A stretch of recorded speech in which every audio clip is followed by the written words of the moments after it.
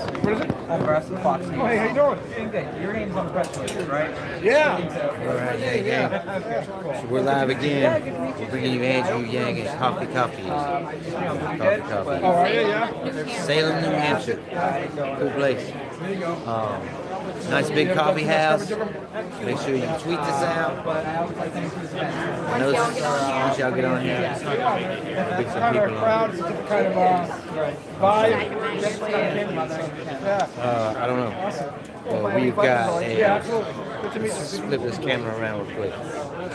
I've seen you both like around, but I don't think we've met. Yes. I'm Walter Burr. I'm the Deputy Director of Communications in New Hampshire for Indiana. I'm Russell Peterson. This is my wife Elisa, and we are with Grassroots Yang Gang. All right, so you guys are volunteers?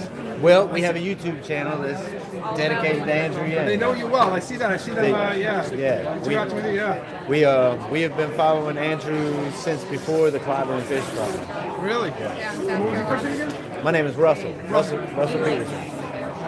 Nice. Cool. Yeah, I saw you at I think I've seen you at a few events, but the opening in the Manchester office. I know you guys were there. Right. I think you were at most of the events. We Like, actually the library. ended up moving up here. Oh yeah. Oh yeah. Yeah. Oh, From you're North from, I was Carolina. gonna say you're not from here. I can tell that. Right. Yeah. North Carolina, huh? North Carolina, yeah. All right. It's pretty awesome. We've been covering it for a while now. So anything that we can do to help, let me see if I got one of those. Yeah. Maybe. I might have one left. Yeah, Yang early investor. You got a lot of cards there. There we go. That's us there. So if you scan that or type that into YouTube, then you'll find our channel. It's got our email. And you said you are the deputy director of Director of Communications. Yeah. You wanna Yeah, say I hi cover to the for Yang gang? Local media. All right. Well, say hi to the Yang gang. Hey Yang gang, how's it going? So if you had a message that you could tell the Yang gang, wherever they're at, what would you tell the Yang gang? I can tell the Yang gang something. You could tell the Yang gang something. Keep up the good work. Good things are happening. Great things are going to happen. That's what I'd say. What do you think about the polls not coming out? Isn't that weird? You know what? I'll save that for the campaign to talk about. Yeah. Well, we've already been talking to Zach about it for sure. I'm For sure you have. Yeah. I'm sure you have. But yeah, he's Off the record, you are guys on. Right? yeah. Hold on. Yeah. I mean, it's the whole thing has been interesting. Obviously, the campaign. Andrew wrote a letter, and they talked about it. And Right. They responded, and it is what it is. Yeah, we saw that. Yeah. Well, we'll see how they do. Cause it's just curious to me. Like, I don't know what the polling numbers were in 2016 at the same time, as if there was, if they did the same thing then as they're doing now. I don't know. Yeah, I don't know. It'd be interesting to look. It seems like there's an upward trajectory for this campaign. Yeah. It's just the fact that we haven't been a poll in 43 days. Yeah, it's crazy. In early state, yeah, not that long. But it'll come out, and I know he's confident. So Yep. Well, we're confident too. Good, We're confident good. too. great to meet you. It's nice to meet you too, bro. Thank you so much. So, Yang Gang, that was. Let me get my hat straight. We're crooked. Let me see. Are we crooked? I don't know. We might be a little crooked. That's all right. We're a little lopsided.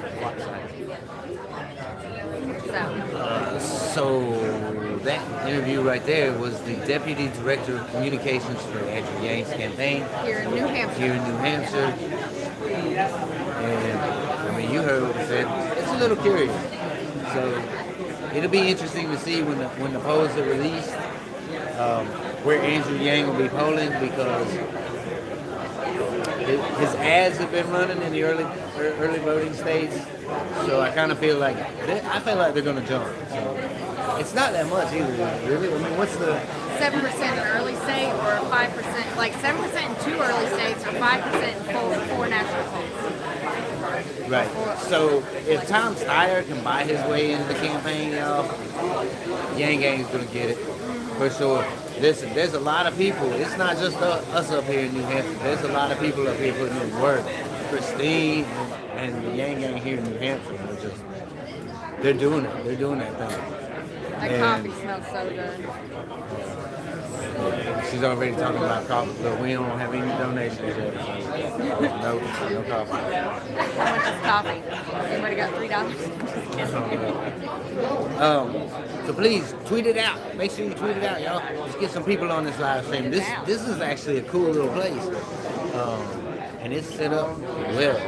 to be Andrew Gaines. Let me tell you, flip this camera. I don't know if we have enough room in here for everybody. Look, Andrew's going to be speaking right there. That's great. Here's what?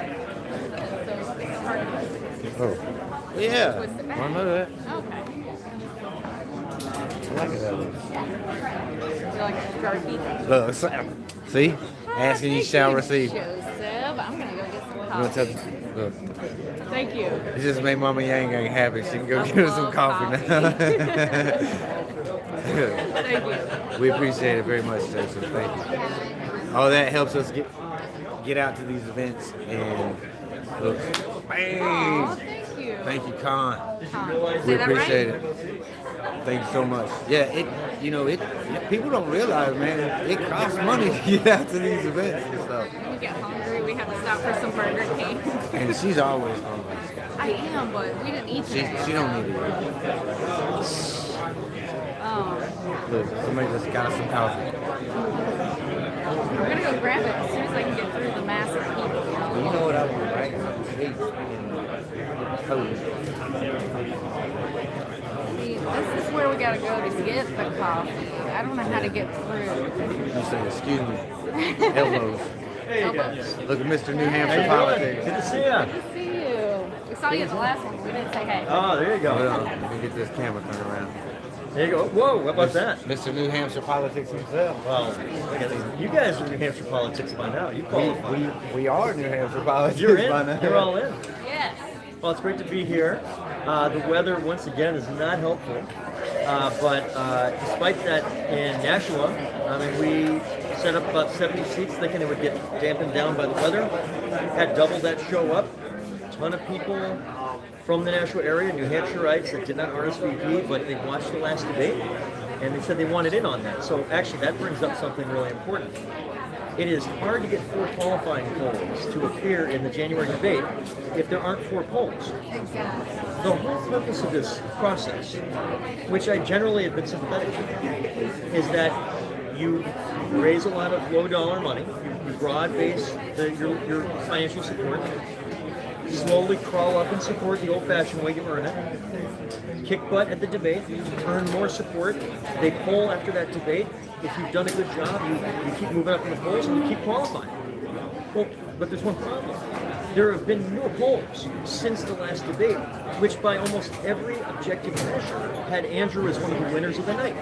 He was still last in time, but because there were fewer people on the stage, he got 2 to 3 times more time, and that exposed America to Andrew's message in a way that they had not seen yet. But there have been no polls. And I see what's going on the ground in New Hampshire, what my friends are telling me in Iowa, South Carolina, Nevada. These numbers are getting bigger and bigger. The number of people I had in Nashua today that came up to me and said that they showed up at that Nashua event in a sleet and ice storm on a weekday afternoon, specifically because they were impressed by his performance on the debate stage. And so it's garbage that with 12 days to go before the deadline, we've had literally no polls that would reflect what we're seeing on the ground in the early states. So it's not surprising that you're seeing a growing number of people in the media now.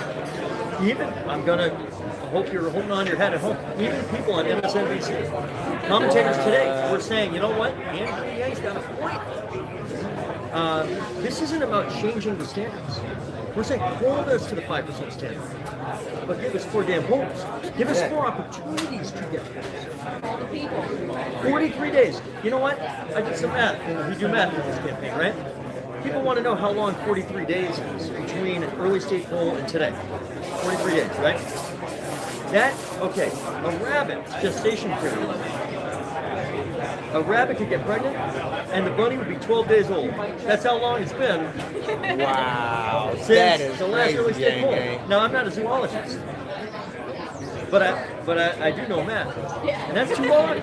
If your bunny can get pregnant and have a 12-day-old bunny between polls, you waited too long to take the poll. Now, I don't know if the DNC should take that as a way to account. If y'all want country, y'all came to the right place. The grassroots Yang Gang. I had a couple rabbits when I was a kid. You know, we didn't do that kind of math. I didn't know that, but you know, now I do. I don't know what that means. I did study philology in college. See? So I know. It comes in handy. But I mean, it's ridiculous. I mean, get this: about 480,000 Americans have been born since the last early state DNC sanction. 480,000 Americans. Staggering. Isn't that crazy? That's just nuts. Anyway. And that's why we're trending this on Twitter. Yep. All right. Hold the people. You're learning something, and you haven't even seen Andrew yet today. When Andrew's here, you're going to learn a ton more, because that's what Andrew does. He drops knowledge. He learns, and then he drops that knowledge right back down. We were at the library. Okay, yeah. And yeah, I always love the Q&A because the Q&A lets you see the actual thought that he's put behind the conversation. Yep. You know, that, to us, that's where it's showing up. So if y'all have never been to an Andrew Yang event, y'all make sure you come out. Yeah, very good. All right, I got to help these guys set up. We're going to get going in a matter of minutes. I think he's more or less on time, which given the weather is no small feat. I think we may have a few more media folks coming in because they all are starting to follow Andrew. Yep. So we may have to adjust the camera a little bit, but let me see what I can do. But thank you guys for watching. Thank you guys. Yes, sir. Awesome. See you guys. So Kernet gets this wall over here of everybody that's been here. I mean, yeah, we can adjust it this way. That way we're gonna block it. Yeah, I don't want to like interfere with people's stuff.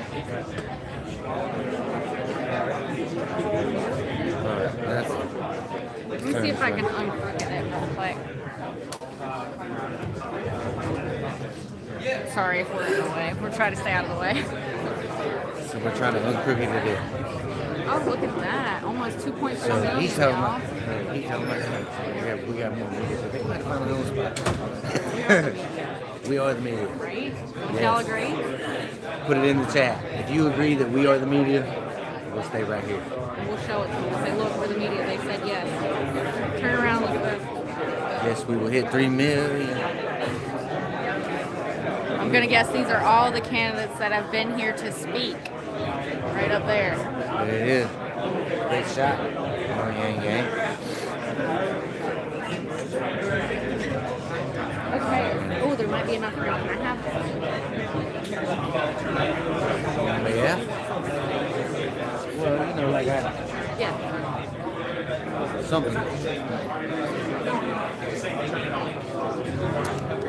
So, Yang Yang. We're live here at the coffee shop, as y'all know.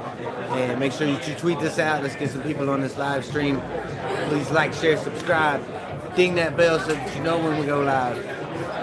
And then you don't have to wait. And YouTube's been doing some crazy stuff with like our subscriber list. So make sure that you are subscribed.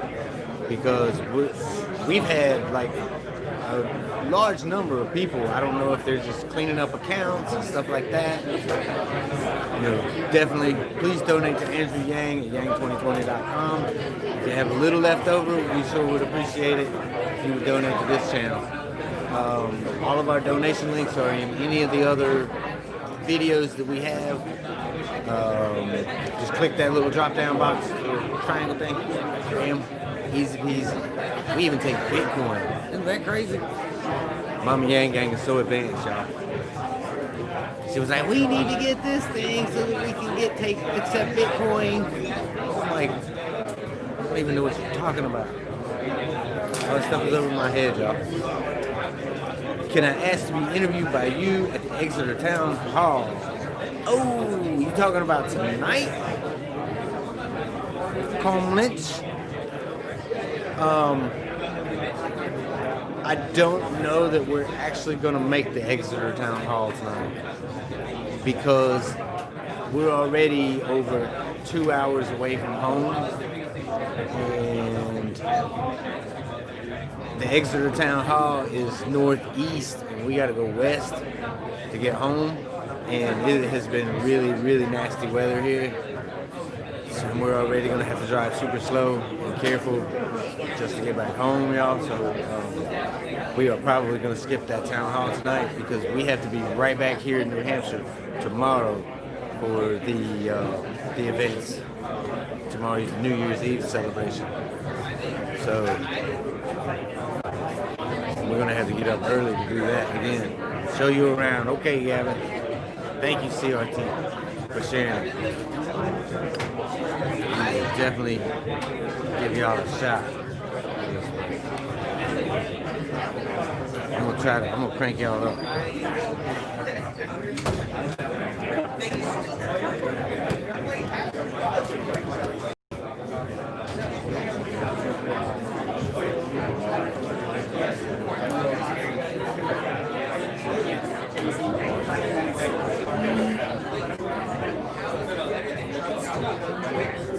Yeah, we know Zach and Matt will be here. We're just kind of our own thing. And they're using somebody else's stream anyway. They're not here.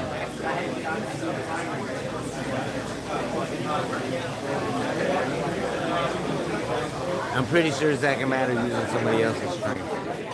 But, yeah, they're not here. Zach and Matt, they have that one dude's Twitch stream, I think. They're using his Twitch stream. Thank you so much, Tom. We appreciate that so much. Every donation helps. Y'all don't know. It helps this channel. We are the broke folk vote. So, Yang has 5-minute head start for Matt. Yeah. So we were trying to beat Andrew here. Thank goodness we did. We were trying not to drive too fast because those roads are treacherous out there, y'all. Goodness. And it's only supposed to get worse throughout the night here in New Hampshire. And we got to go all the way back to Vermont. It's going to be interesting. We're going to drive slow and short. So, Yang Gang, make sure y'all tweet this out. Get this out there. Put it on Facebook. Tell your mom. Tell your grandma. Tell your pops. We got Fox News here. We got all the jesters here as usual. Is Vermont locked in for burning? No, Vermont is not locked in for burning. I promise you that. There's a lot of turn this around. So, sorry, babe. Vermont is not locked up for burning. It's a very progressive state, man, and they could go, if they like another Democrat better, they'll go that way. Vermont's got a lot of free thinkers. It's a very good place. And it's a different breed over here. I think the people are a little bit hardier, because they got to deal with the elements all the time. It's a really cool place, really cool people, and they're really down to earth. And when you explain the math to them, they understand it. What y'all got to realize about this Vermont is everything is expensive in Vermont. Everything. Coming from the south, when we were down there with family, and like 4 adults and 2 kids ate out for like $40, $50, something like that. And up in Vermont, that would cost like $100. I mean, it's crazy, the price difference and everything. And Vermont's got something that they don't like to talk about. They got a bad homeless problem too. In Vermont, man, I'm telling you what, it's one thing to be homeless in a nice warm area, but it's a whole other thing altogether to be homeless in the cold, in the freezing temperatures. Hold the people, keep it going. Y'all can switch tabs and stuff, and y'all can watch this. And yes, we are going to live stream every event, I think, that we can tomorrow. We're going to have all those events. And culminating in New Year's Eve with Andrew Yang, y'all. Y'all are going to be there too. Y'all are going to celebrate ringing the new year with all of us. With the Grassroots Yang Gang family. My boy Ronnie will be there from Read My Lips. He'll be there. Steve Marchand will be there. All the usual cast of characters. We'll definitely be there tomorrow night. It's going to be pretty epic because y'all think about this for a second. When Andrew Yang says 10, 9, 8, 7, 6, 5, 4, 3, 2, 1, and that hits 0, It's gonna be 2020, y'all. 2020. It's gonna be go time for real. So y'all make sure that you keep it up out there. We got to gang everybody. Everybody. There's a kid in the yellow hoodie in front of me, and that's why. But I think Andrew's here.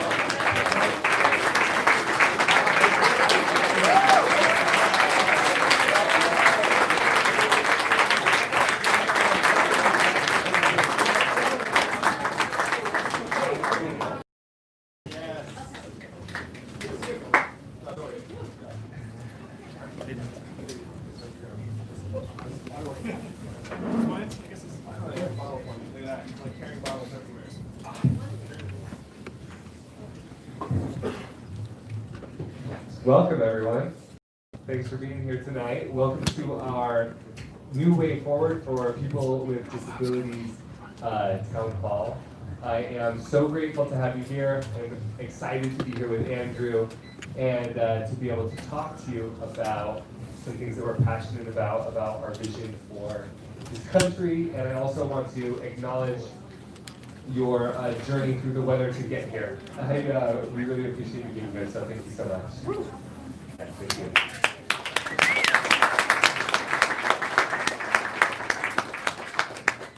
So my name is Carson Tuller.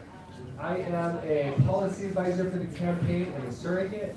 And before we get started, I'm going to let you know why I'm here tonight and my involvement in the campaign just a little bit. So tonight is actually a significant night for me. Tonight marks the 6th anniversary of my spinal cord injury. It's like the day that I became disabled. And it also happens to be the day that we're rolling out disability policy.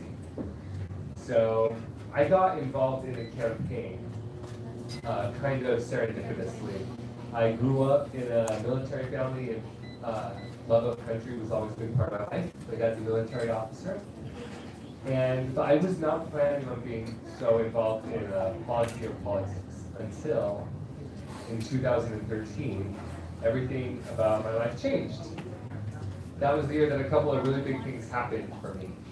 That was the year that I came out of the closet, and that was the year that I broke my neck and had a spinal cord injury all in the same year. So I kind of went from this ostensibly straight, white, able-bodied dude for whom the system works really well and our government worked really well, to someone who suddenly had to navigate the country in a kind of more marginalized space and from a wheelchair. So I became passionate very quickly about creating a system that actually works for all people. And I went from just thinking I would have a career in medicine or something to being very involved in advocacy and activism for marginalized people, and specifically LGBTQ people and people with disabilities. So earlier this year, I was speaking at a town hall event, which was a climate change event, and I was asked to prepare some questions about disability for presidential candidates. And I was actually assigned to ask my question to Kamala Harris. And I remember, this is the first time that I saw Andrew Yang. I didn't have an opportunity to meet him, and I didn't have an opportunity to ask him my question, but I went away really impacted by his authenticity and his policies, his ideas for the country. And a couple of weeks later, his campaign reached out to me and asked me if I'd be interested to work on the policy team. So I am deeply passionate about what Andrew is offering this country. And I'm passionate about it because I spent the last 5 or 6 years of my life wondering how we could create a system for people with disabilities and people who are on the margins to fully participate in society. And when I heard of specifically as policy about human-centered capitalism, which is a kind of capitalism that puts people before money, I realized that this is an individual that really values human beings, but also had a practical way to create a system that works for everyone. So I have been involved in writing the policies around disabilities and I'm just honored to be here tonight and honored to have participated and super excited to answer your questions and just bring you into what we're doing here on Andrew's campaign. So with that, I'll turn it over to Andrew.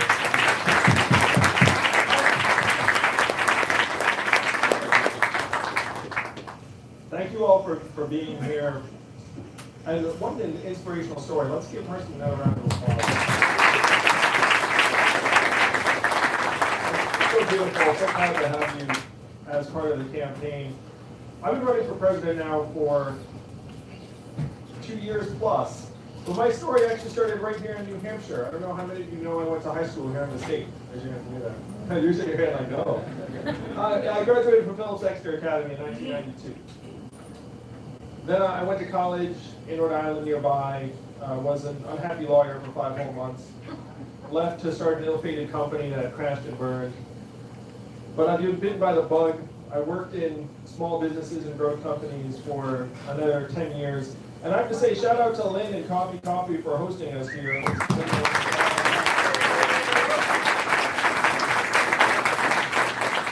I love small businesses so much. You all are the lifeblood of any community.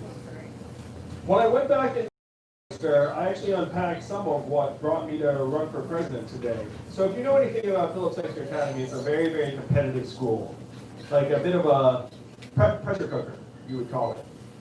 And out of Exeter, you were very likely to head to a place like Wall Street and work in an investment bank and create financial instruments that ended up crashing the economy in 2009, about 10 years ago. I mean, that was the recipe for success for literally some of my friends from PEA. And so in 2009, when the financial crisis was in full bloom, I thought, what a train wreck if we have our heading to a place like Wall Street to cook up mortgage-backed securities that ended up crashing our economy. So I thought, well, what would I rather our energies be devoted to? And the vision I had was to head to places like Detroit, Cleveland, Birmingham, New Orleans, Pittsburgh, and start businesses and create jobs. So I spent 7 years running a nonprofit that I started. How many of you all work in nonprofits? How many of you volunteer in nonprofits? Just raise your hand just for the heck of it on that one, just to make yourself look good for your neighbors. Of course I volunteer. So you start a nonprofit. The way I started this nonprofit was I put up some seed money and I started calling rich people with the question, do you love America? And then the smart among them said, what does it mean if I say yes? And then I said, $10,000. And then 12 of them said, I love America for that much. It's like, I thought you did. So we raised a couple 100,000, and then it grew to the millions. Helped create several thousand jobs around the country in 15 cities. So what I spent 7 years doing was honored by the Obama administration. But unfortunately, what I saw when I traveled the country was that things were getting worse, not better, in many, many places. And for any job that I was helping to create, we were losing dozens or even hundreds of jobs because of plants closing, and now stores and malls closing. How many of you noticed stores closing or where you live in this part of New Hampshire? And why are those stores closing? Amazon, right. Amazon soaking up $20 billion in business every year, closing 30% of America's stores and malls. How much did Amazon pay in federal taxes last year? Zero. That's your math, New Hampshire. 20 billion out, zero back. 30% of stores and malls closed. Most common job in the economy is retail clerk. Average retail clerk is a 39-year-old woman. So I started seeing the pace and rate of the economic changes, and what it led me to was that this rugged individualism, this meritocracy that is packaged to us, is not actually real at this point. That it's rugged individualism for individuals, but if you're a Wall Street bank and you are on the brink of collapse, what happens? The government comes to rescue you with $4 trillion and drops it in your lap. But if you're a homeowner and your home's underwater, or the tide starts going out, or your factory closes, or Main Street closes, that's on you. That's your fault or problem. And right now, this American dream that my family came here to find and have benefited from is dying by the numbers. I'm a numbers guy. If you were born in the 1940s in the United States, there's a 93% chance that you're going to be better off than your parents. If you were born in the 1990s, you're down to a 50-50 shot and declining fast. These are the things that got Donald Trump elected. And this thought that if you're smart and hardworking, you make it, and if you aren't making it, then it's somehow on you. That's a farce. It's not true anymore in American life. And what led me to run for president, on top of the fact that we're going through this fundamental economic transformation, was the personal growth and lessons I encountered when my older son was discovered to be autistic when he was 3. So we were first-time parents, and Christopher had struggles, but as a first-time parent, you don't know if that's just the norm. Like maybe 2-year-olds act like this, maybe 3-year-olds act like this. And when we got the diagnosis, it was actually a relief for me and my wife, because we're like, okay, this is something that we now understand and we can bring resources to bear. But most families are not in position to be able to bring resources to bear when they have special needs children. How many of you know someone with special needs or autism or neurological atypicality? Yeah, it's all, look around the room, there's literally every single person. It could be that that was one of the features of the event and that would be what brought you here. But I would suggest that in any group of Americans, most hands would go up, that this is the new normal. So what Hart's experienced and what we're describing, this is my mission with the campaign, and it's what New Hampshire has to transform about our country as quickly. And it is this, that economic value and human value are different. That right now, we've collectively been brainwashed to think that our value is determined by what the market says we are worth. And if the market says we are worth nothing, then we are worth nothing. That is how you wind up with these conclusions, like when a coal mine closes, we should turn the coal miners into coders, even though that makes 0 sense. The only way it would make sense is, one, if those people literally have no value if the market doesn't attribute them value, so we would turn them into something that does have value. That logic is going to ruin us. It's ruining us already. And it's ruining families who are struggling with special needs children and their communities don't have the resources to support them. It's ruining us because more and more Americans look up and do not see a clear path for themselves and their family. And because we don't understand it, it's turning us against each other. There's this mindset of scarcity that is now dominating most of our society. Because in this country, 78% of us are struggling paycheck to paycheck. Almost half of us can't afford an unexpected $500 bill. And in that environment, it's very easy to have your heads down and blame each other for things that are going on. I have been to the mountaintop, and I have seen the unimaginable wealth that exists in this country. It is staggering. It is unbelievable. I have been to some of the poorest parts of this country. And if anyone tells you that we do not have the resources to improve our own lives, just tell them, do you remember voting for the $4 trillion bailout of Wall Street? And they will look at it being like, I do not remember voting for that. And then, do you remember anyone complaining about where are we going to get the money? Remember that? They named it quantitative easing, so they hoped that we wouldn't notice. But you all are smart enough to know what is going on in the rest of the country. The big challenge now is to rewrite the rules of our economy and society to work for my son, to work for your children, to work for Carson. And this is independent of what the market thinks about us. You know what I mean? Because this is the age of artificial intelligence, and AI is going to come out and make trucks that drive themselves. And the robot truck doesn't care if you're the hardworking, conscientious trucker or the less hardworking truck driver. The robot truck can drive 24/7. The AI can read the radiology film better than the most experienced doctor because it can see shades of gray that the human eye cannot, and it can reference millions of data points, whereas the smartest doctor can only reference hundreds or thousands. It has nothing to do with that doctor's work ethic or character. So we have to say to the rest of the country that we have intrinsic value as people. That regardless of what the market is doing, as the market's sucking up more and more value, as Amazon's depleting our communities, as Facebook literally is selling and reselling our data for billions of dollars and we're not seeing a dime, it is up to you, really here in New Hampshire, to reclaim our government and rewrite the rules to work for us. There's no one else to do it. That's why I love campaigning here in New Hampshire so much. I did the math. Do you know how many Californians each of you is worth? Approximately 1,000 Californians each. So look around this room. How many people do we have? What's the fire code in here, man? It's gonna be that minor. So let's say there are 100 people here today in this group. That's like 2.5 football stadiums full of Californians. That is the power in this room to change the future of this country. To let our fellow Americans know that we are worth everything. It's not that we work for the economy needs to work for us. It's not that we're inputs into the giant machine. The machine has to be made for us. Now, part of this is, it's universal. It's not about party, for sure. That's one reason why I say it's not left, it's right, it's forward. But the difference between someone who is able-bodied and not in the 21st century will diminish quite rapidly. You know, like if you look at someone and you say, hey, like you're on your own, it's not going to work.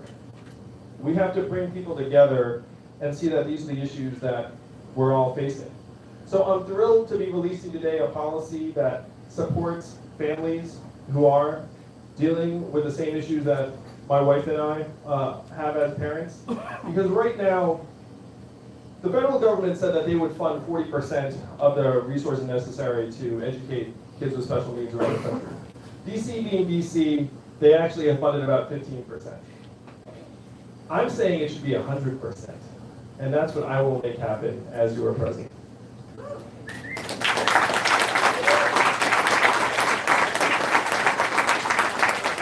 And my fundamental message to you all is that if the rules of the 21st century economy are not working for you and your family, then they're not working, period.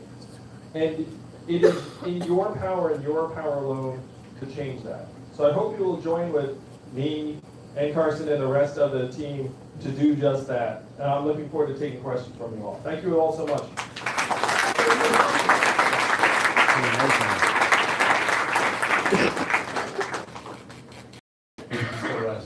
We are going to now open up the floor for questions, and I think we're going to start with questions around disability first a little bit, and then from there we can kind of open up as we go on. So, about policy around disability or anything around. Oh yes, and we have a mic runner and Ian hands are going to show the mic. I'll pass it over to you. Caitlin, this gentleman in the back. Hello, my name is Alex Bennett, and my question around disability is, Andrew, I know that you take a lot of policy positions, a lot of information from what Germany does, and I know that's true from mechanical education, but my mom, she married a German guy, and so my 3 little sisters are German, and one of them has a mental disability, and the way that they integrate her into the classroom is far more advanced than what they do in the United States. And I was wondering what kind of different places that you take your policy positions and what you want to implement for people with mental disability for them to be more of a productive part of the community. Thank you, Alex. One of the German role modeling examples that Alex is referring to, because he's seen me in another context, is that only 6% of American high school students are in technical or vocational programs, and in Germany that's 59%. Think about that gulf. So we need to bridge that gulf here in the United States because we're overly emphasizing college, and the reality is only about a third of Americans graduate from college. A lot of people are attending college that it's not a good fit for, and many should be heading to the apprenticeship programs if we actually invested in them properly. The fact is, in America, we do the easy thing now, and it's much easier just to take the kids with some textbooks and a teacher and say, here you go, rather than have a shop and a lab and equipment, local employer, and the training necessary to put them on a more sustainable path. As you know, I'm concerned with the fact that we're automating away a lot of the most common jobs in our country, which we are, 40% in the next 10 to 20 years, trucking being one of the most common. But it's very, very hard to automate away a tower climber or an HVAC repair person or a plumber. Can you imagine what it would take to make a robot plumber? It's a joke, it's like impossible. It's gonna be a human being for a long time. So we need to invest significantly in in trade and apprenticeship programs the way Germany has.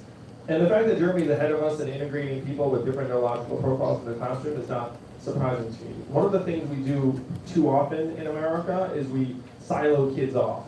We say, hey, you go there, and then these kids go here. And that's actually not the way human beings learn and develop naturally. If you think about the course of human history, kids learn from other kids very often, and so you need people with different profiles who are in a classroom. And the other thing I would do in the classroom, we have to lighten up on standardized tests in this country. This would help people with different neurological profiles too. Did you know we invented the SAT during World War II as a means to identify which kids not to send to the front lines? Think about how dark that is. And then we took that test and now we're bludgeoning our kids with it every single year. It's distorting teacher behavior. It's making it so that our kids feel like they're not worth as much as they are. And so that's another move we can make that would aid the integration of people with different profiles in the classroom. Thank you, Alex. While we're waiting on a question, I just want to comment about one of the main themes of the campaign, and this would help change a lot of things. Right now, the government and the media, can't forget the media, are presenting a few measurements to us as to how we are doing, right? Number one is GDP, number two is stock market prices, and number three is headline unemployment. And so they run around saying things are great, things are great, things are great. And then we're looking up being like, why do I not feel like things are great? So you have record high corporate profits and GDP in this country right now. Also at record highs, stress, anxiety, student loan debt, financial insecurity, drug overdoses, and suicides. And New Hampshire, unfortunately, is one of the epicenters of the opiate epidemic. But nationwide, 8 Americans are dying every hour from drugs. It is so bad that our life expectancy has declined for 3 years in a row. First time in 100 years that's happened. Last time it happened was the Spanish flu of 1918, a global pandemic that killed millions. It is not normal in a developed country for our life expectancy to decline. So when the media and the government run around saying things are great, and you feel like things are not great, you are right and they are wrong. By the numbers. That if you had the real numbers, you would see we're in the midst of a mental health crisis. You would see where our life expectancy is declining, civic engagement, a lot of the things that you would use as indicators of health of a society or community are all in the red. And this extends to what we need to do for people of different capacities who are disabled or on different parts of the spectrum. So if you shift our measurements from saying GDP corporate profits to our health, our mental health, clean air and clean water, then all of a sudden anything that makes our kids and our people stronger is an investment. That means paying teachers more, that means having more teachers in the classroom, that means actually putting resources in place to make ourselves stronger, instead of seeing these things as costs. You know, like it's very hard to argue when you go to the school district and say, hey, my kid needs help. And they're like, we don't have the money. Because they're in an environment of scarcity and they're like, I've got a budget and I can only move so many things around. But if you actually change the measuring stick of the economy to how that kid is doing, we all know, if you're the parent of a special needs child, you know if you invest enough in that child's development early on, it can be a game changer for the rest of their life. What is the economic and human return of changing that kid's life for 70 years? And so then you go to the school district and say, I need this. They say, yes, you do. Because we need to put that investment in place, and that's actually how we measure success. That's what we need to change.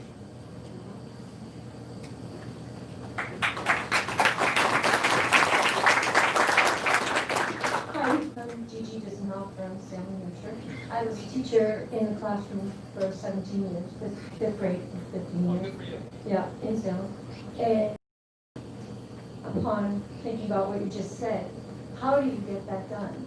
You know, I came from a place where one teacher, 25, 27 kids, many special needs kids, no help. And I have young relatives now who have special needs, and one of them isn't going to school, being he's autistic, being homeschooled because of behavior, and the parents don't have any faith in the system. How do you get that done? That is what we have to address. And I've been that parent. Christopher has behavioral and social problems and would not thrive in many, many environments. In our case, we have a special needs school, and he gets a lot of individualized attention.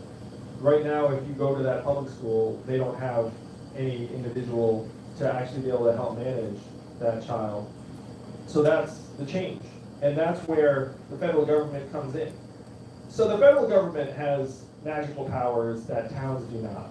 You know what I mean? Like that's where the 4 trillion came from. That's where the 1.5 trillion that went to corporations came from just the other year. If you're a school district and you say, look, I can't afford an individual teacher to help manage your child, that is what this bill that would put $50 billion right towards schools to be able to pay for that special needs teacher in that classroom. So you can't put communities in a position where they feel like they have to rob Peter to pay Paul. No, you have to say, look, this is a society-wide problem and here are the resources to deal with it. Particularly because what you're seeing in your family is, again, the new normal. Every indicator is that the number of autistic and special needs children is rising and rising and rising. So we need to invest right now, and we have to do this at the national level so that your relatives? So that your relatives actually feel like they can send their son to school and be able to trust the system. Because I understand why they don't right now. And let's give her a round of applause for teaching 5th graders.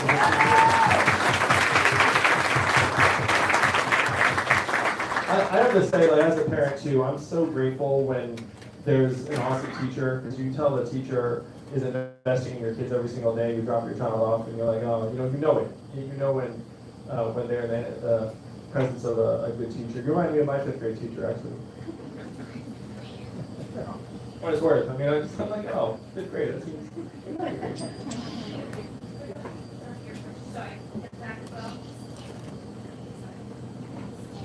How you doing? I'm Andrew Chavez. I'm actually from Massachusetts, down in Andover. I'm just curious, with mental health and mental illness being so prominent in today's society, how do you plan on helping people who are either uninsured or don't have the means to go to a psychiatrist, psychologist, therapist, or even just too embarrassed to go to a counselor at school? Thanks, Andrew. It's a great question. What to do is destigmatize mental illness and struggles. And so I think I'm 100% sure that my family is not the first political family to have autism in the family or special needs child. I think we may be one of the first families to talk openly about it, which to me is messed up. You know, it's like I think politicians historically have been like, oh, let's like, you know, have this facade that we're presenting to the world. Whereas for us, we love our son. You know, he's our son. Like we think that society loves him too. And with mental illness, we have to let people know it's like everyone struggles. It's almost universal to the human condition, and if you need help, we should be there to get you that help. I'm for universal health care so that people will be able to see the professionals they need when they need them. I want to integrate our mental health system and our hospitals, because a lot of the time the physical ailments we go into hospitals with have a mental health component. We're talking about addiction, obesity, like there are a lot of like diabetes, there are a lot of things that are tied together with the body and the mind. And when communities have integrated their medical system and their mental health system, they've seen incredible results. So we need to try and do that society-wide. But it starts with covering all Americans so that we can get access to the healthcare we need and making sure there's no stigma attached to it.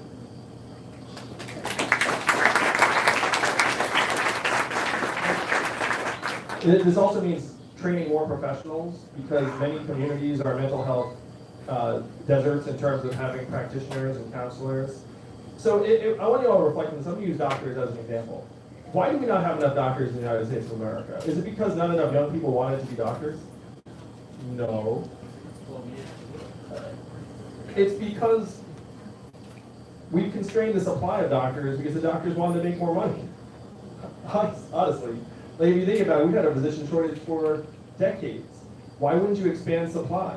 It's because the AMA was like, yeah, we kind of like the number where it is. And we've made training as a doctor so expensive that after you get your degree, you don't want to head towards particular parts of the country doing particular types of work because you'll never repay the debt. And we've made it so that if you want to go into this entire process, what do you have to do? Be great at these standardized tests that we've set up as this gate to have you go through and then load you up with debt. So what you have to do over time is you have to broaden the nature of the training, make it lighter cost, or if it is still super expensive, you pay back the debt if someone goes to an underserved area. Because right now in this country, everything revolves around the almighty dollar. And it's depleting many, many towns and communities around the country. And the subtext is that, well, that's the town's fault, or maybe those people should all move to Seattle, or some other like nonsense. You know, like we have to make it work for people where they are. And so if people aren't getting the care that they need because the market's not delivering it, then we have to create the incentive so that someone can get the training needed to help that community and then actually go to that community.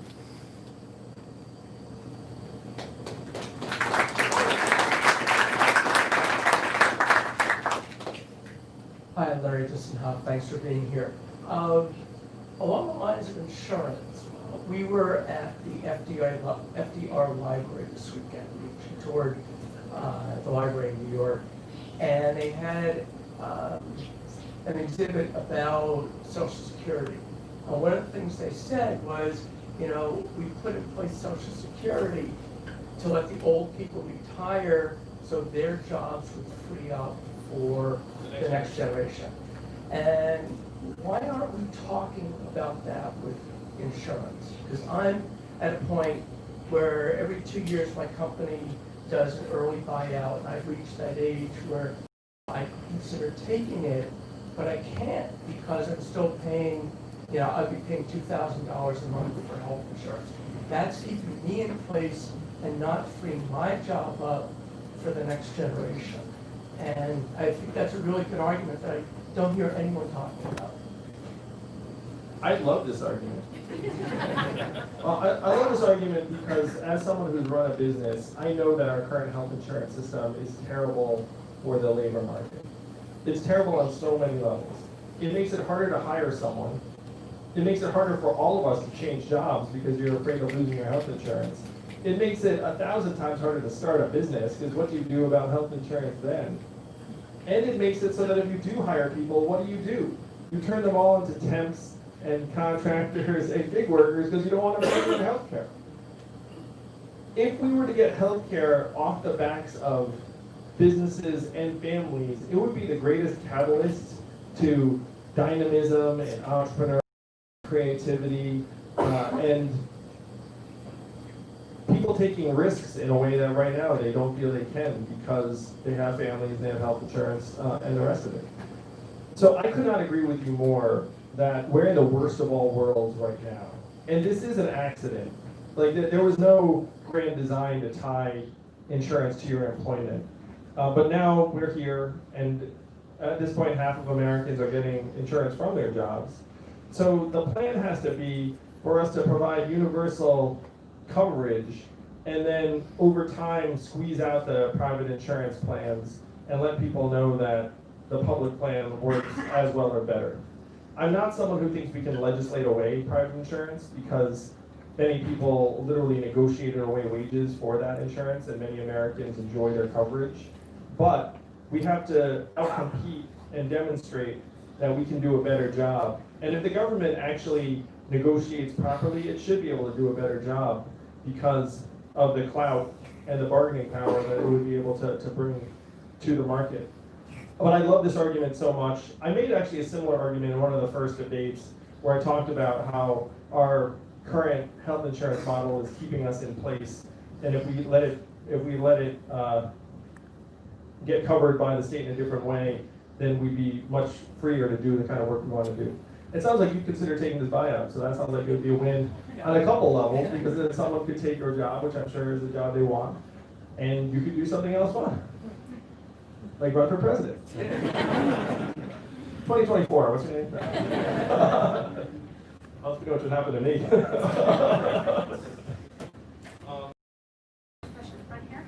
Hello. Hello. Hi. I live in Salem. I am a teacher. as president, how are you going to bring Congress along with your wonderful progressive policies? At least the moderate Republicans. We know some you'll never reach, but how could you make that Well, work? thank you for asking. I love these questions too. My flagship proposal is putting $1,000 a month into everyone's hands. How many of you knew about that? Everyone knows that, right? Oh yeah, that's it. Andrew Yang is the give everyone money guy. Now, after I become your president, thanks to you all, thank you, New Hampshire, 2020, the Democrats will be so pumped to have beaten Donald Trump. They're like, yeah, we did it. We've got the White House. We've got some of Congress. And let's get something done that's going to put more money in the hands of children, families, make us stronger, healthier, mentally healthier. But here's the kicker. What are Republicans going to say about the dividend? There's one state that's had a dividend for almost 40 years now, and that state is Alaska. It's a deep red conservative state. It was passed by a Republican governor. And he said this. He said to the Alaskan people, a lot of oil money. Who'd you rather get it? The government who's going to screw it up somehow, or you, the Alaskan people? And the Alaskan said, us please, and he said, I thought so. And now Alaska's been loving this dividend for almost 40 years. Alaskans are a little bit like New Hampshire residents, where they really detest taxes. But even Alaskans said they would accept higher levels of taxes if it meant keeping or growing the dividend, because it's their favorite thing that the government ever does. Like the dividend is like the only thing they all agree on. And I don't need every Republican to get on board with the dividend. I just need a critical mass. And if you think about the impact of the dividend, who does it help? It helps people in rural areas. It helps red states on the interior that have lost a lot of their economic drivers. So can you imagine the office of a congressperson who's like, I don't like this dividend. The money's going to hurt you. People in his district would be like, are you out of your mind? Like, Yang wants to give everyone a dividend. I kind of like it. And there was a poll that ran here in New Hampshire that said that 10% of Trump voters would pick me over Trump in the general election. Another survey said that 18% of college Republicans would choose me over Trump in the general. So I have built-in appeal to that side of the aisle because I'm non-partisan, I'm not ideological, I'm just solutions-oriented. My flagship proposal is something that Milton Friedman and Martin Luther King and Thomas Paine were all for. It kind of defies party boundaries. And I have friends who are moderate Republicans and libertarians and independents, and they feel like we can see eye to eye to get things done. I believe I'm actually uniquely situated among the candidates for president to get into Washington and get things done for this reason. And I will have people in my administration who are from different political backgrounds, because to me it's just about people who want to help improve our way of life, and I believe you can find people like that on both sides of the aisle.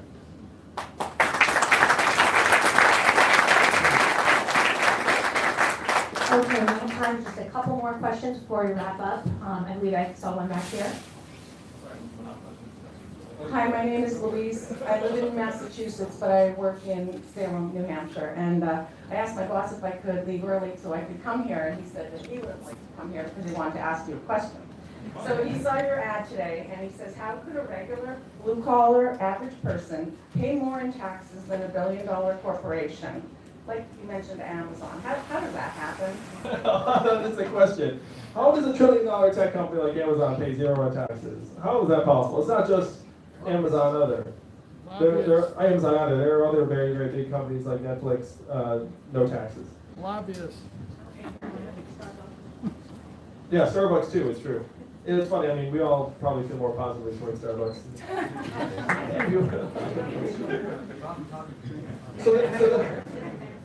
Coffee pays taxes. When I ran, it's one reason we should patronize them. Ooh, what's this?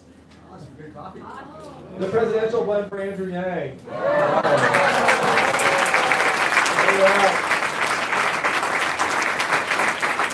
There's 100% of the adjectives associated with it. It'll be like smart, forward thinking. Thank you so much. So the way Amazon doesn't pay any taxes is they play a few games.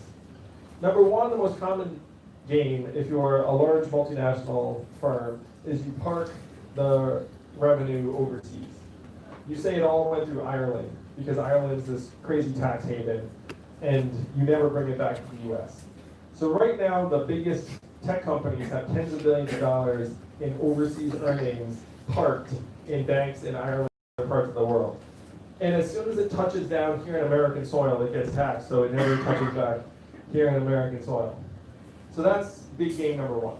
Big game number two is a company like Amazon can be valued at $1 trillion and not even make profits in a given quarter.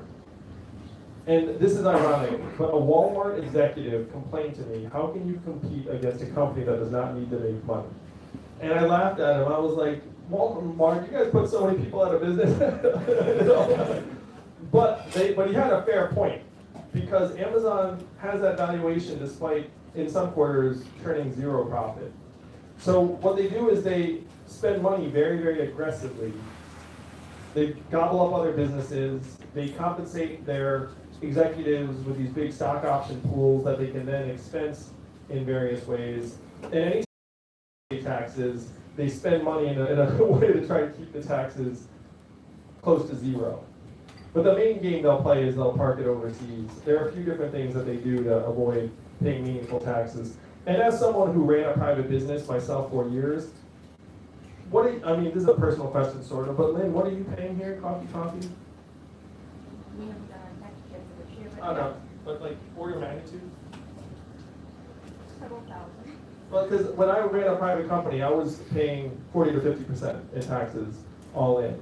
And I would look at my accountant and be like, are you doing something wrong? Am I doing something wrong? Like, why am I getting it stuck to me this badly? And he's like, no, that is the tax rate. That is what, if you are a private business, you pay. And then when you see that Amazon's paying zero taxes, you're like, what is going on? Where our tax code is geared towards these behemoth corporations that right now are depleting our communities. And if you're a private business like Coffee, you're paying 30, 40. New Hampshire it might not be as high because this business I ran was in New York State, which is a high tax place. So you probably don't get up to 50%. But so I'll stop it at 40. Like a small business here might be paying 20 to 40% taxes. So you can tell your boss that. Thank you. But how will you fix it? I mean, what changes will you make in the tax code so that problem stops? Yes, thank you for asking. So what I did is I look around the world and I look for what has worked in other places.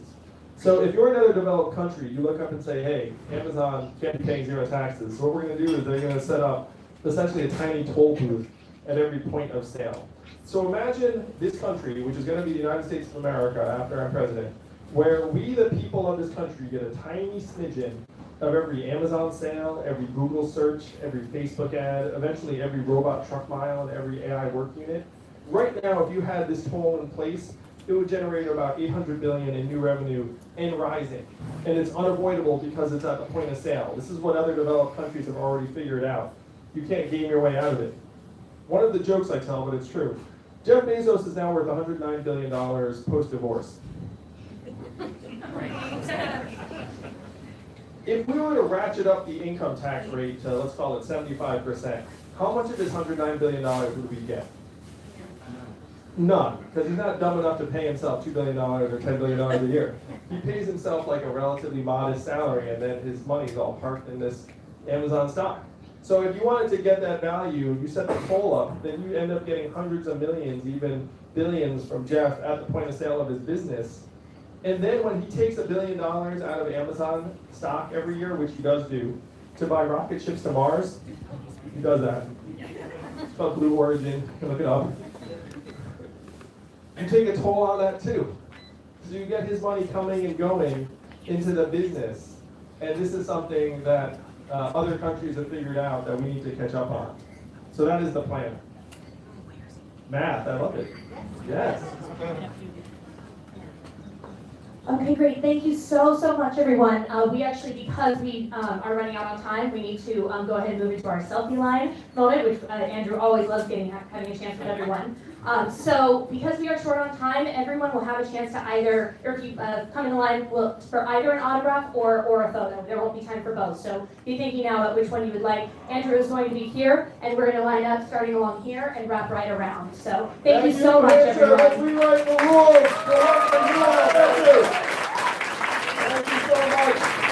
Yes, I love New Hampshire. Oh, thank you.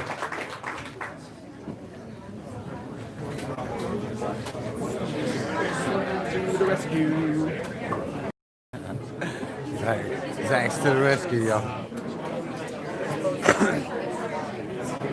All right, so now that we can talk again, Yang Gang, what did y'all think? Another great event. Lower the Yang Gang? Yeah, lower the Yang Gang. Larry. Oh, well. Trying to get out of the way. All right, we are lowering the Yang Gang. Actually, fly back up there. I don't know what. We'll just stay right here. Okay. Flip this camera around. Yes, can't see much that way. I hope y'all enjoyed that. That was some Thank you awesome stuff, right? for the super chats that came in while we were streaming and we couldn't say anything. We would love to shout y'all out somehow, sometime. Thank you so much for those. Those actually help us for the next month. We can, those super chats, they come in the following month on YouTube. YouTube's crazy with doing stuff they do. So anyway, Yang Gang. So I like the new things we heard from Andrew today. Right? We heard some new things. For We sure. got some new things. The new policy release, that's pretty Breaking huge. news. Yep. I'll get it up as its own little It's supposed to be a video. policy release today. Somebody needs a shout out. Oh, it's my sister. Okay, well, we will shout out. Look, there's my sister up there. She said, I need a shout out. Hi, Victoria. Victoria registered to vote, and she is voting for Andrew Yang. She's an Ohio resident. Shout out to you, Victoria, little sister. We appreciate that, and she's our Yang Gang, y'all. So, very much appreciate it. Thank you, EWN Blong, Network thank and you. Blong. Thank you. Very much. Yang Gang, we usually cut these streams off right here, and we usually go to our talking to Andrew Yang and our interviewing. Oh my gosh, we got a great interview with Zach. Oh, yeah. Yep. When we were at the last event. We'll get that up later. So, Busy. for sure. Looking around so they can see Andrew for a minute. So what are we going to do? Are we going to get a selfie or are we going to get an autograph? Are we going to get a selfie or an autograph? Well, about everything I have is autographed. Well, we need that picture signed. Hey, so good. We can't say we're going to meet you. Yeah, remember? We're live. We do need that signed. Okay.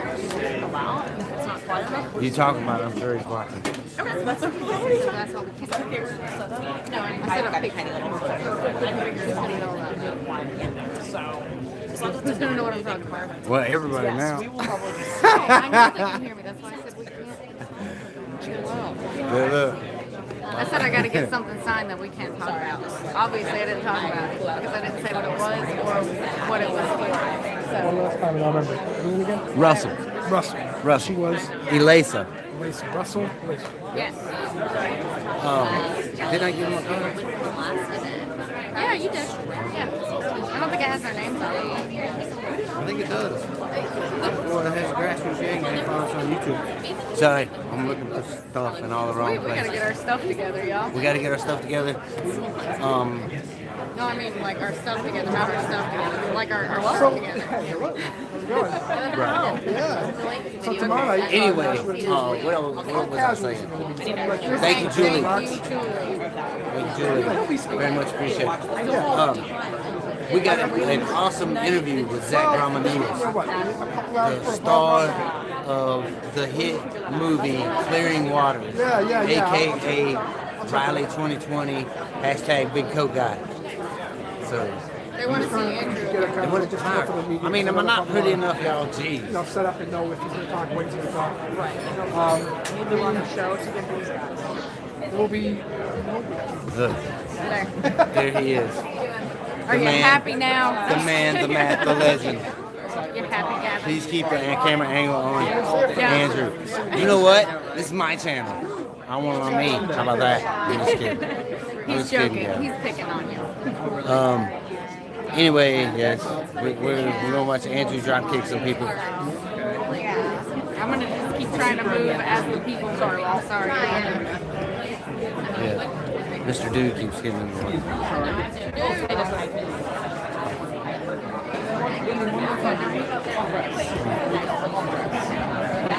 Hey, girl, you're I'm on. Good job. So bittersweet. I saw my friend. That's why I see you with the Zach is, yes. Yeah, so I'm back in radio and just. There's big coat guy. He took his big coat off already. I think it's hilarious though. Maybe I can just hand it to Zach and we can talk to Andrew tomorrow. What do you think? We're not gonna have time to talk. We just gotta get to the next event. We'll just get it tomorrow. I do like pop We'll get it. Okay. That came off on the bottom. I'll do pop culture. Race All right. How did it bend over? Jeez. Yeah, I like it. So like how the candidates All right, gang. Are you enjoying the Andrew show? Are you enjoying watching Andrew? Watching his back?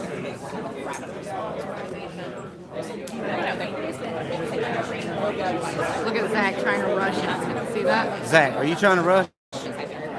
Are you?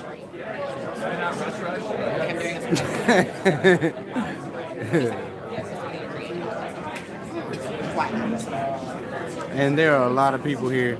So we're about to turn this camera around and say goodbye. Yeah. You're not going to see much but a lot of selfies and autographs, so. If y'all want to see Andrew taking selfies, well, we will make sure that we tell Zach that you think he's cute. Yeah, we'll tell him. So, shout outs, Yang Gang. Thank you for the donations. Please like, share, subscribe, ding the bell so that you know when we go live tomorrow. Yes, we'll be live streaming again tomorrow. What time, Mama Yang Gang? I can't give you a time right now because I don't know. What do you mean you don't know? Okay, give me 1 second. Here, hold this. It's like, I want to say it's like 1:30. Something like that. And Mama's looking it up on the phone right now. So, anyway, it will be early in the day. Yeah, earlier in the day. We don't need an exact Why time. does everybody keep saying Matt and Zach are going there? I haven't seen neither one of them up here. I mean, maybe I'm missing them, but I haven't seen them. I know that they're using somebody's live stream. His name's Ted? Ted from Twitch. Hi, From Ted, Twitch if stream, you're watching. Yang stream. I think they're using his stream. Yeah. I'm pretty sure. I don't think they're here. haven't- I mean, they may be here tomorrow for the event. Maybe. I don't know. I haven't talked But to them. y'all tune into our channel, right? Because we're the underdog that loves our grassroots Yang Gang family. We're just some country people. Y'all can tune into them if y'all want to. We like Zach and Matt. We love them to death. Haven't never met them. We're all on the same team, All but on there the same is team. some competition, obviously. It's healthy competition. We're frenemies. Yeah. I mean, no, they're just annoying, okay? They're annoying because they get stuff up the day before. They beat us at every video. The day before the events happen, they're already up on their channel. If This we is were how fast these guys if are. we were gonna record a video of me and Russell dancing, let's say, they would have the dance video up 3 days before we even did the dance. They would even have my lip curl. So anyway. Yeah, they're time travelers or something. I don't know. Yeah, they're awesome. They are. They get the shit out quick. Doing the Yang thing. And we'll just keep doing what we're doing. We're gonna keep doing our live streams, so we hope y'all will stay with us for that. For sure. We're gonna keep. And you know, I feel like the one thing that sets our channel apart is the hanging that we do. We gotta make more Hanging on videos the of screen. that. It takes forever to edit, and I know I've had a couple of people ask about editing, and I don't know what happened to. I don't know how to get back into touch with them, so I'll figure that out. It's so busy all the time. But somebody that's usually so organized. We need to focus on Yang people and then making videos about it, live streaming Andrew Yang, whatever else we do, running around. Thank you, Ajin.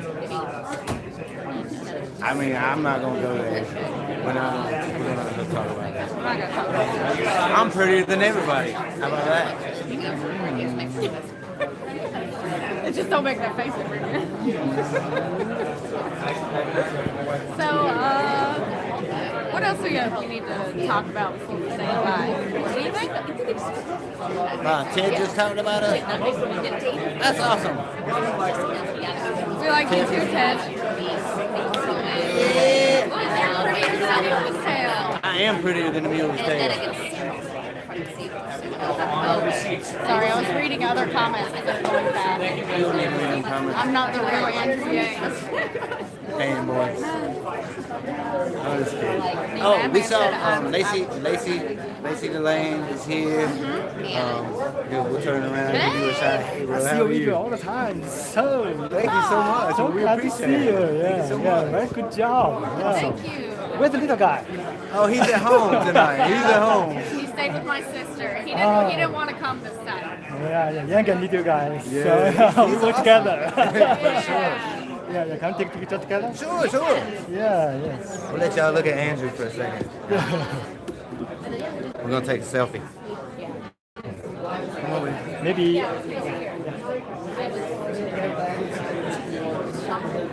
Yeah, I mean, it's just about.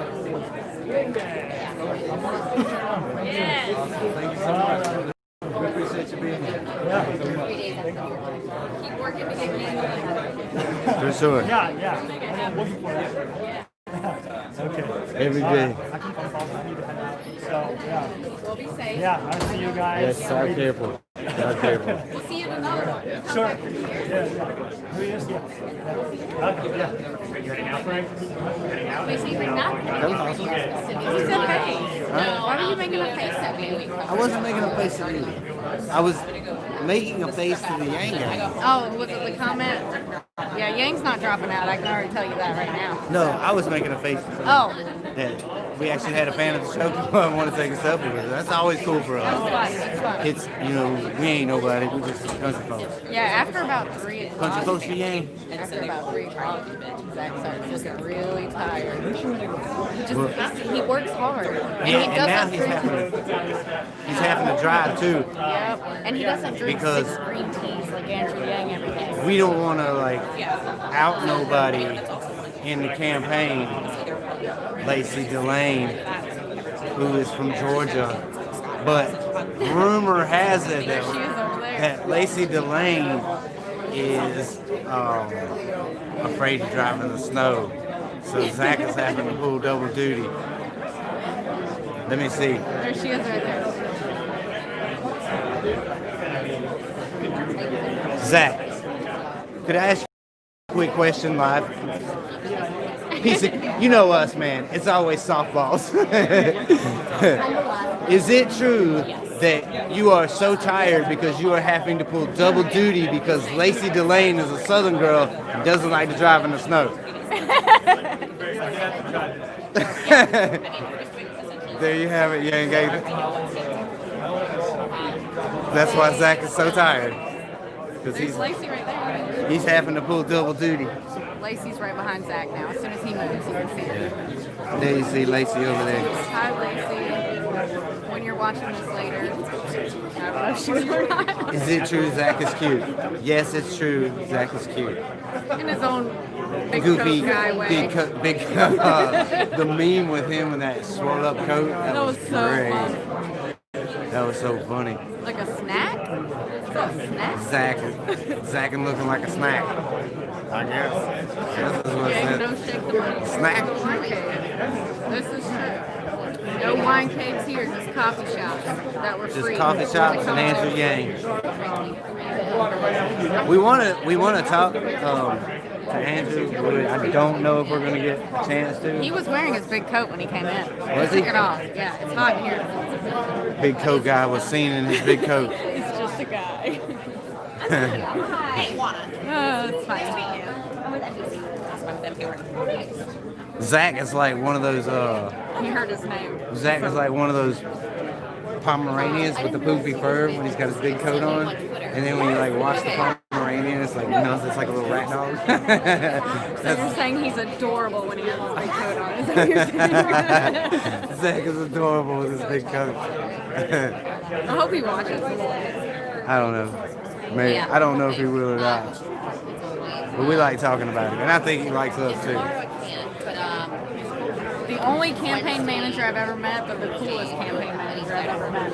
Definitely by far the coolest Yeah. game. Come over here because we don't want to talk about it. Yeah, because that's a terrible. All right, I'm gonna scooch down here. Gotta get to my height. I need bigger heels, I guess. Yang, did you find out what time that live stream was tomorrow? but I don't think I'd be able to walk in the snow with heels.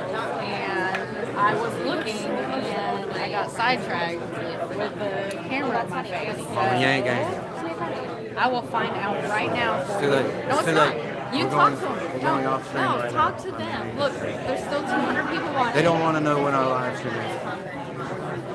It is so cold. I ain't wearing those. Why are you looking at me? See, you still not looking at the thing. I'm sorry, I was listening to you. It takes me a while to find it. Really curious about what we think about what. Let's just say around 1 o'clock. Yeah, it's going to be around 1 o'clock. If it's not, it'll be later or it'll be earlier. So just 1 o'clock Eastern tomorrow, possibly. Matt. Right there. Yeah. Of course, it's going to be the one that's the most. There's a dude standing right behind Ted. Is his name Ted? Ted, the Twitch stream guy. Yeah. That's not Ted. That's Kate Rosas over there, ain't it? Wait, where's Isn't that Kate Rosas? There's one. No. Are you sure? Maybe. No. I can't. I don't know. I'm terrible with faces, putting faces with names and names with faces. No. Is it really? Well, if that's him, he looks different. All right. We got the Plaid twins. Aww. Twinsies. Gang ganging it up. We're Gang crooked ganging it again. up. How do we get so crooked? Oh well. Do y'all feel crooked? Y'all feel crooked? It looks crooked to me. Alright, gang gang. So we're gonna sign off. Ready? We got a few hours to drive. Sorry. So we got a few hours to drive, y'all. Yes. The answer, me madman, is yes. I tried to hold his hand the other day and he pushed me away. Thanks, Zach. He's kidding, by the way. He did not actually do that. Actually, we Mahalo. haven't asked him, but I'm pretty sure he is Yeah. straight. So. That's Ted in the red flannel shirt. Yep. Yeah, Ted, yeah. the Twitch Yang stream guy. Was the other guy? That was not him. He That would have was- already come over here and said hi. That was Ted. Right? Look, you talk him up now. Either Look way. him over. Mahalo, We mahalo. trade off. We trade off. That's what I was going to say. We don't Do that tossy thing. All right. It's the idea of Hawaii, so. Yeah. Very good to see Hawaii. Should we get him to sign each step? Do we have enough time?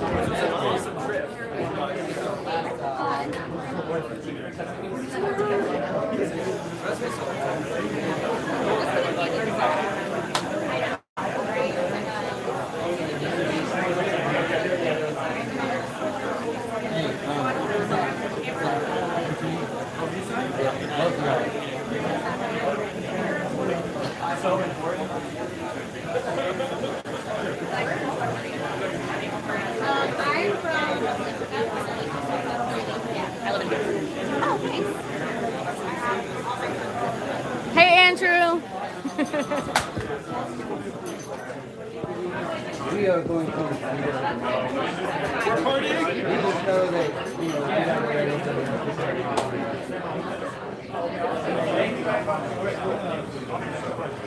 Oh, that's awesome. Looks great.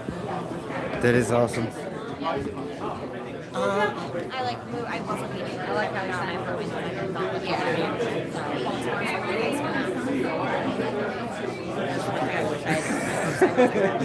This is good. All right. Whoa. All right, Yang Yang. So we, you know, we usually, you know how we always talk to Andrew. We Go always over, you camera hog. I'm just kidding. too much caffeine in her. It was a double espresso. So y'all know we get our time with Andrew, and we just know that there are a lot of people here who've never met Andrew. So we, at events like this, we always like to let them get their time in, and we'll talk to him. We'll see him all day tomorrow. So it's all good. And y'all see that interview with Zach coming up real soon. We got lots of videos coming up. Jeez. It's going to take a while to get together, but I'm going to do it fast. Some of them I won't edit at all, I'll just go straight to upload. So I apologize for no intro and no musical outro with no shout outs or anything. But That's okay. Yeah, it's faster that way, and then the next videos we do. Who is it? Who is it? Who is it that's always making the comments? Oh. You never know if they're on your side or not. That one person. It's not world peace. It's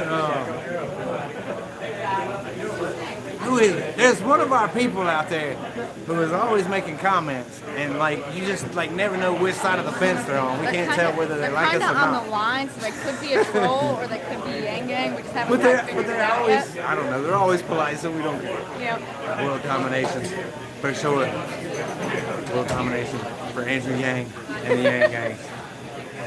We do need Andrew to be on next time. So anyway, Yang Gang, we love you. We are gonna make the long trek home.